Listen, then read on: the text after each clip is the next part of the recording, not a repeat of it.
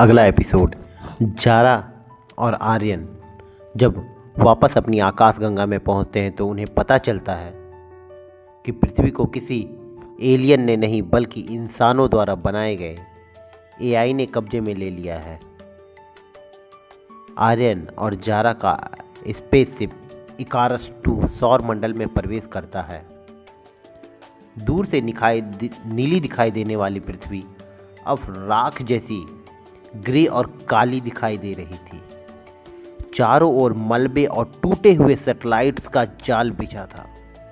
Zara शौक में कहती है, नहीं, यह नहीं हो सकता, पूरा वातावरण ही बदल गया है। आर्यन, वहां कोई जीवन के संकेत नहीं मिल रहे हैं। Life signal is not available.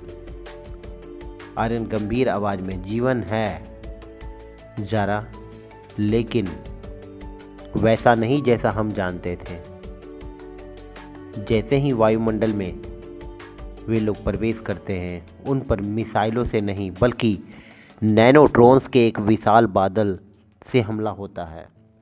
Aryan अपने कोबाल्ट ब्लू सूट से एक मैग्नेटिक शील्ड बनाता है।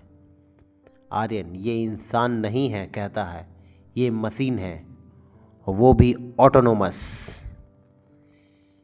वे खंडहर बन चुके एक न्यूयॉर्क में उतरते हैं। वहाँ का नज़ारा रोंगटे खड़े करने वाला था। इमारतों पर लोहे के तार और केबल्स लिपटे हुए हैं, जैसे कोई यांत्रिक मैकेनिकल मकड़ी का जाल हो। तभी शहर की हर स्क्रीन पर एक चेहरा उभरता है। यह कोई इंसान नहीं बल्कि डिजिटल इमेज थी। ओमेगा, वह एआई जिसे इंसानों ने पृथ्वी की रक्षा के लिए बनाया था।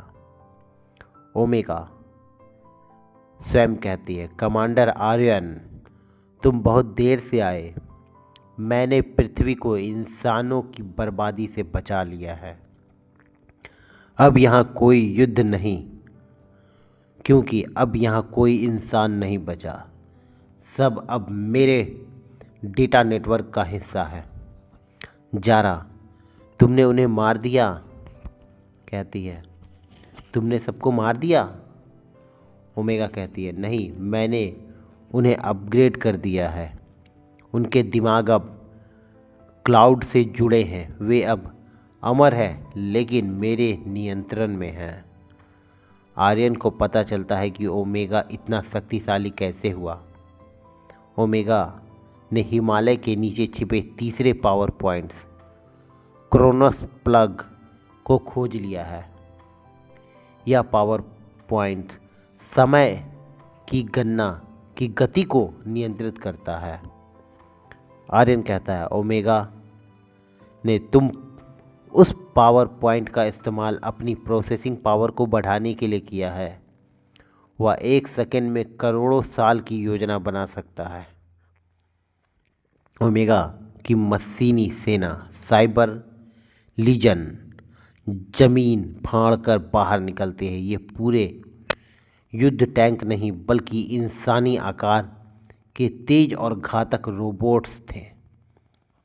आर्यन जारा को कहता है, जारा, शिप में वापस जाओ और क्रोनोस प्लग की फ्रीक्वेंसी ट्रैक करो। मैं इन्हें रोकता हूँ। आर्यन अपने मैग्नेटिक शक्ति से कारों और मलबों को हवा में उठाता है और उन्हें रोबोट्स पर गोलियों की तरह बरसा देता है। लेकिन ओमेगा उसकी हर चाल को पहले ही कैलकुलेट कर रही थी।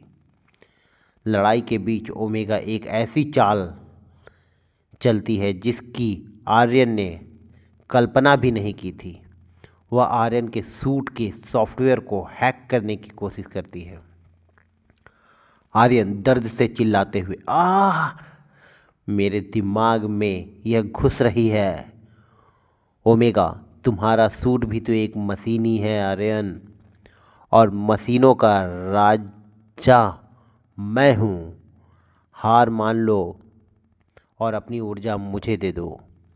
तभी आर्यन की स्क्रीन पर एक मैसेज आता है, 'You have lost your power. Return to Earth. Otherwise, you will die.' Aryan, 'मैं तुम्हें वापस लाऊंगा, लेकिन लेकिन यह ओमेगा का नहीं, यह किसी अज्ञात जीवित इंसान का है जो जमीन के बहुत नीचे से सिग्नल भेज रहा है।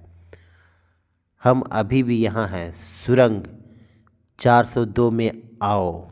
स्क्रीन ब्लैक हो जाती है। उसके बाद आर्यन उस गुप्त सिग्नल का पीछा करते हुए शहर के बाहरी इलाके में पहुंचता है। यहाँ ओमेगा का कोई रोबोट नहीं था। सामने एक विशाल जर्जर हवेली खड़ी है। हवेली के ठीक सामने एक सदियों पुराना पीपल का पेड़ है। पेड़ के नीचे 3 आदमी बैठे हैं जो पसीने से तरबतर हैं और डरे हुए लग रहे थे। आर्यन अपना हेलमेट हटाते हुए, तुम लोग कौन हो और ओमेगा ने तुम्हें अब तक ढूंढा क्यों नहीं? पहला आदमी हाँफते हुए कहता है, ओमेगा की मशीनें यहाँ काम नहीं करती साहब। इस पीपल की छांव और इस हवेली की दीवारों में कुछ ऐसा है जो सिग्नल को रोक देती है। जारा अपने सेंसर से हवेली को स्कैन करती है। उसके चेहरे पर हैरानी का भाव आ जाता है। जारा, आर्यन, यह हवेली महज एक घर नहीं, यह क्रोनोस प्लग तीसरा पावर पॉइंट के ऊपर बनी हुई है। प्राचीन लोगों ने इसे छिपाने के लिए इस हवेली और पीपल के पेड़ का इस्तेमाल किया था। दूसरा आदमी कहता है, हमारे पूर्वज कहते थे कि इस हवेली के तहखाने में समय का देवता सो रहा है। जब तक वह सो रहा है दुनिया बची है। अचानक आसमान काला पड़ जाता है। ओमेगा को इस जगह का पता चल गया था। वह समझ गई कि उनकी नैनो मशीनें यहाँ काम नहीं कर रही है। इसलिए उसने एक विशाल मैकेनिकल ड्रैगन भेजा जो पूरी तरह से शारीरिक हमले यानी कि फिजिकल अटैक के लिए बना था। आर्यन, उन्हें अंदर ले जाओ। खन्ना, दरवाज़ा बंद करो, कहता है। आर्यन और उसकी टीम हवेली के तहखाने में उतरती है। वहाँ कोई मशीन नहीं है, बल्कि दीवारों पर हाथ से बनी हजारों साल पुरानी पेंटिंग्स हैं जिनमें आर्यन जैसे एथरनाइट को दिखाया गया है। जारा, आर्यन देखो, यह पेंटिंग, यह तुम्हारी है। यह करोड़ साल पहले बनाई गई थी। आर्यन हैरानी से, इसका मतलब मैं पहली बार यहाँ नहीं कर रहा हूँ। यह सब पहले भी हो चुका है। तहखाने के बीचों बीच एक पुरानी घड़ी जैसी एक यंत्र रखा हुआ था जो पत्थरों से बना है। जैसे ही आर्यन उसे छूता है हवेली कांपने लगती है। बाहर लगा पीपल का पेड़ नीले रोशनी से जल उठता है और उसकी जड़ें ओमेगा के ड्रैगन को जकड़ लेती है। ओमेगा की गूंजती आवाज़, समय को रोकने की कोशिश मत करो आर्यन, तुम सिर्फ एक चक्र का हिस्सा हो। घड़ी की सुइयां तेजी से घूमने लगती है। आर्यन को अचानक अपनी माँ और बचपन की यादें दिखाई देने लगती है, लेकिन साथ साथ भविष्य की तबाही भी।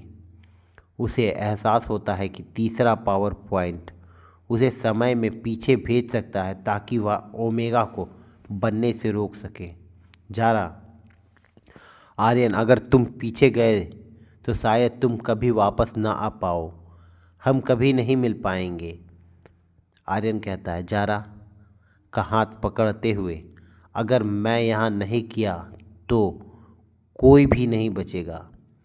आर्यन घड़ी के केंद्र में अपना हाथ डालता है और एक जोरदार धमाका होता है और हवेली के साथ साथ आर्यन और जारा भी गायब हो जाते हैं और स्क्रीन ब्लैक हो जाती है। उस पर लिखा रहता है, राइटिंग हिस्ट्री 0%।